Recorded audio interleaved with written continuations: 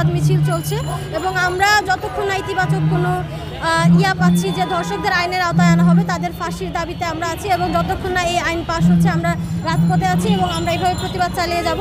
এর প্রতিবাদে ইতিমধ্যে আমরা ঢাকা বিশ্ববিদ্যালয়ের ভাষা বিজ্ঞান বিভাগের শিক্ষার্থীরা আমরা ক্লাস বর্জন করেছি, পরীক্ষা বর্জন করেছি এবং আমরা রাজপথে থাকবো ধর্ষকদের বিরুদ্ধে ওইসব বিকৃত মন মানসিকতা। বাংলাদেশে যে বিচারহীনতার সংস্কৃতিটা আছে আমরা দেখতে পাচ্ছি যে অনেক দিন ধরেই দেখা যাচ্ছে যে এই জিনিসগুলো রিপিটেডলি হচ্ছে।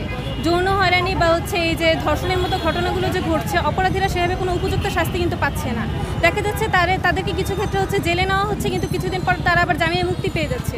অথচ যেই মেয়েটা ধর্ষিত হচ্ছে তার জীবনে কোনো পরিবর্তন আসছে না, তার জীবনটা ওখানেই থেমে যাচ্ছে। এবং এই জিনিসগুলো আসলে কখনো মেনে নেওয়া যায় না যে একজন অপরাধী অপরাধ করে পার পেয়ে যাবে এবং যেই মেয়েটা হেনস্থার শিকার হয়েছে বা যেই মেয়েটা নির্যাতিত হয়েছে তার জীবনে এরকমভাবে একটা বিভীষিকার অধ্যায় সৃষ্টি হবে। এটা কখনোই কাম্য না।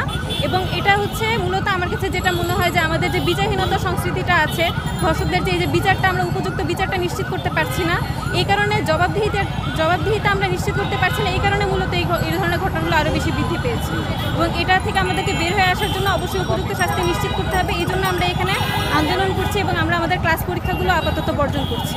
এই দেশে কখনো এরকম ধর্ষকের বিচার হয়নি। সেই দেশে আজকে 100 হবে, কালকে 500 হবে, তারপর দিন আপনার মেয়ে, আপনার বোন, আপনার ঘরের বউরও ধর্ষণ হতে পারে।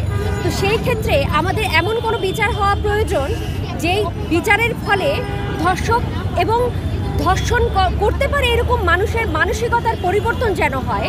সেই জন্য আমাদেরকে এমন বিচারের আওতায় আনতে হবে, একজন ধর্ষককেও যদি আমরা দৃষ্টান্তমূলক শাস্তি দিতে পারি, তাহলে যারা ধর্ষণ করার মানসিকতা অথবা মানসিক বিকারগ্রস্ত যারা আছে তাদের কিছুটা হলেও বিবেকটা নড়ে উঠবে, অথবা আমাদের দেশের একটা দৃষ্টান্ত স্থাপন করতে পারি।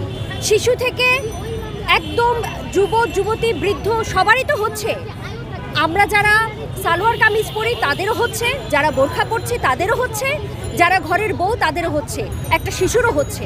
তাহলে ধর্ষণটা কার হচ্ছে না, সেই দৃষ্টান্তটা আমাদেরকে দেখাতে পারলে আমরা সেইভাবে নারীরা ঘর থেকে বেরোতে পারবো অথবা ঘরে নিরাপদ থাকতে পারবো। আমরা কিন্তু কোথাও নিরাপদ না। তাহলে আমি নিজেকে ঠিকভাবে ধরে রাখবো, কিভাবে ধরে রাখবো?